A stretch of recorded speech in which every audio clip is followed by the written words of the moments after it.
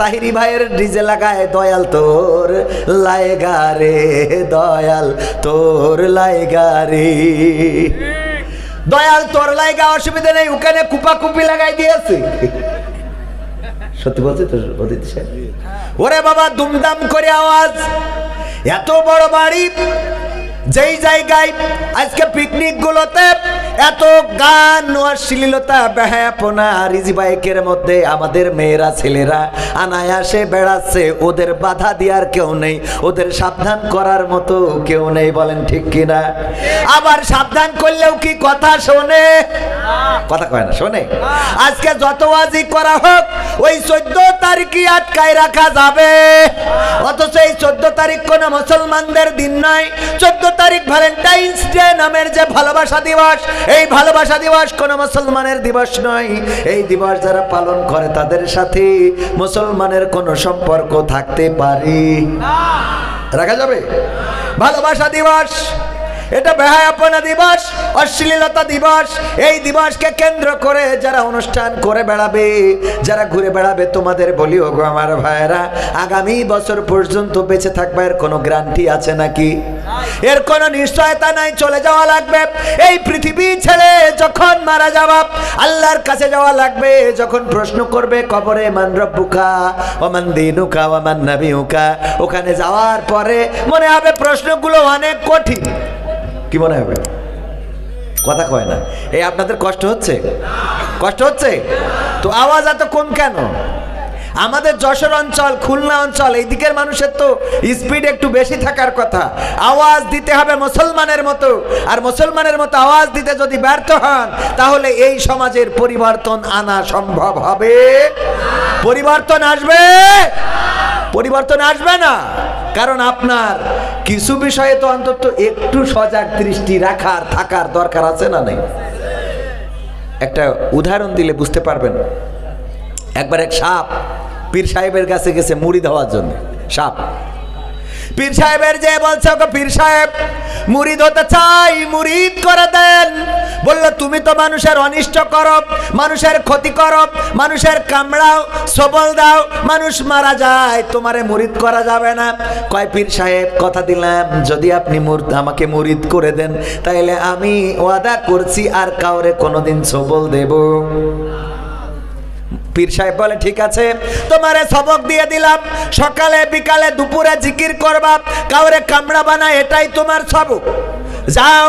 পীর সাহেবের কাছে সাপ মুরিদ হয়ে চলে গেল।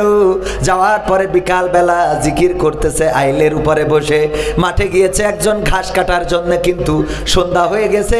তাড়াতাড়ি করে যাওয়ার কারণে ওই দড়ি নিতে ভুলে গেছে, দড়ি নিতে পারে নাই। ঘাস কেটে ঘাসগুলো বাঁধবে, রাস্তা খুঁজে পাচ্ছে না, কি দিয়ে বাঁধবে। হঠাৎ করে খুঁজতে খুঁজতে দেখে আইলের পরে টানটানা পড়ে আছে। ওই অন্ধকার, সন্ধ্যার অন্ধকারের মধ্যে চিন্তা করলে এটা মনে হয় কলার সুবলা, কলার যে খোলা থাকে না, খোলা, এটা মনে হয় ওইরকম কিছু নিয়ে এসে ওই আধারে আধারে ঘাস বেঁধেছে। বাঁধার পরে যখন বাড়িতে নিয়ে গেছে, ওই চাষি খুলে দেওয়ার পরে সাপের ঘাড় আর লেজ আছে নাকি, দুইটারে যখন মুড়াইছে কায়দা করে, ঘাড় বেকাইতে বেকাইতে পীর সাহেবের দরবারে যেই বলছে, পীর সাহেব কি করলেন আমার, আমি তো শেষ। কেন? আপনি আমারে মুরিদ করে বললেন কাউরে কামড়াবি না। আরে মুরিদ হওয়ার আগে আমার কাছে কেউ আসতে পারে নাই, আর আপনার কাছে মুরিদ হওয়ার পরে এক কৃষক, সে মাঠে গিয়েছিল ঘাস কাটার জন্য, দড়ি নিতে পারে নাই, আমারে দড়ি বানায় ঘাস বেঁধে নিয়ে আসছে, বুঝতে পারে নাই যে আমি সাপ। পীর সাহেব কয় দেখো আমি তোমারে কামড়াইতে নিষেধ করেছি, কিন্তু একটু ফনা তুলে ফোঁস করতে তো নিষেধ করি নাই। কথা কি বোঝা গেছে? কামড়ানো নিষেধ, কিন্তু ফোঁস করা যাবে না, যাবে না। এখন তো কথা বললেই অ্যারেস্ট আছে না নাই, কথা বললে জেল জুলুম আছে না নাই, হক কথাগুলো বলা যায় না সেই সময় আছে না নাই। সেই সময়গুলো যখন আছে, সব কথা যদি বলাও না যায়, একটু ফোনা তুলে ফোঁস করার দরকার আছে না নাই। এরপরেও যারা ফোঁস করবেন না, বোঝাই গেছে আপনারা ওই শরীফ থেকে শরীফা, শরীফ থেকে যারা শরীফা হয়ে গেছে, চোখের ব্যাপারে আমার কোনো বক্তব্য নেই। শরীফ থেকে শরীফা হওয়া লোক আছে না নাই? আছে। মানে কি, গত কালকে দেখলাম টেলিভিশন নিউজ, সম্ভবত যমুনা টিভিতে, এক ছেলে বন্ধুদের সাথে বাজি ধরেছে যে আমি বোরখা পরে গার্লস স্কুলে যেয়ে মেয়েদের সাথে আড্ডা দেব। এরপরে বোরখা পরে স্কুলে গেছে, মানে শরীর থেকে শরীফ হয়েছে, কারণ জানে এখন এটা হইলে কোনো সমস্যা নাই।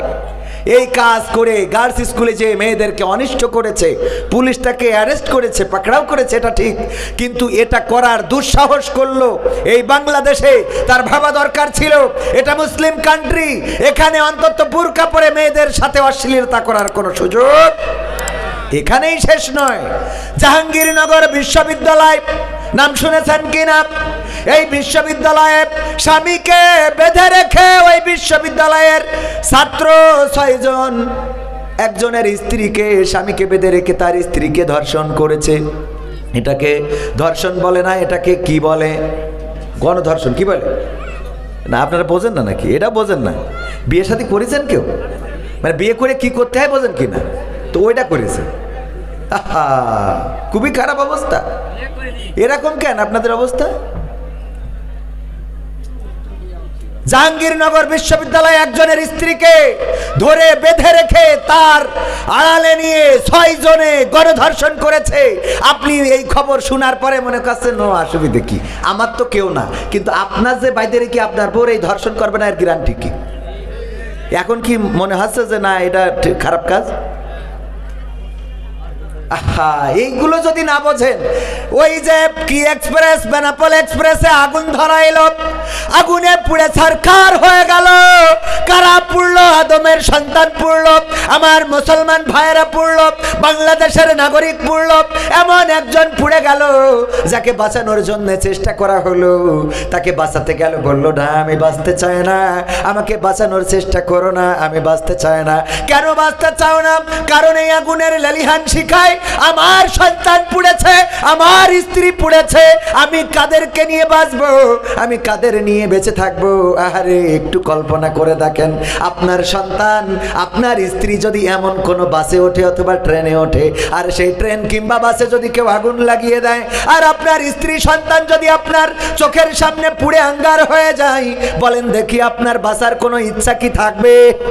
যদি তাই না থাকে, তাইলে যখন আপনার কোনো ভাই পুড়ে যায়, যখন আপনার কোনো নাগরিক পুড়ে যায়, আপনার গ্রামের কোনো মানুষ পুড়ে যায়, আপনার পাশের কোনো মানুষ পুড়ে যায়, আপনার কোনো প্রতিবেশী পুড়ে যায়, সেই পুড়ার প্রতিবাদে প্রতিরোধ করার দরকার আছে না নাই? আপনি যদি প্রতিবাদী না হন, আল্লাহর কসম করে বলি, আপনার বিপদের দিনও কেউ প্রতিবাদী হবে? বিপদের দিনে কেউ প্রতিবাদী হবে না, কারণ আপনি তো কারো বিপদে দৌড়ায় যান নাই। আপনি যার বিপদের দিন বাড়ি আগুন লেগেছে, আরো 1 বোতল পেট্রোল নিয়ে গেছেন লিবাইনোর জন্য, তো ওর বাড়ি যদি, আপনার বাড়ি যদি আগুন লাগে, ও তো 1 বোতল না, ও তো পুরো একবার পাম্পের পাইপ লাইন করে মেরে দেবে, ঠিক না বে ঠিক? আবার কারো বাড়ি যদি আগুন লাগে, আর আপনি যদি আপনার সমস্ত চেষ্টা দিয়ে তার আগুন লেবানোর চেষ্টা করেন, আপনি বাড়ি নাই, আপনার বাড়িতে যদি আগুন লাগে, ওই প্রতিবেশী এসে আপনার বাড়ির আগুন নিভাবে না? নিভাবে না। কারণ কি? এটাই মানুষের ধর্ম, এটাই মানুষের কৃতজ্ঞতাবোধ। মানুষেরা অবশ্যই কৃতজ্ঞ থাকে, যারা অকৃতজ্ঞ তাদের কথা ভিন্ন। কিন্তু আপনি যদি কারো বিপদে মুসিবতে পাশে দাঁড়ান, আপনার বিপদে মুসিবতে সেও যদি পাশে না দাঁড়ায়, আপনার পাশে দাঁড়ানোর ব্যবস্থা করে দিবেন কি?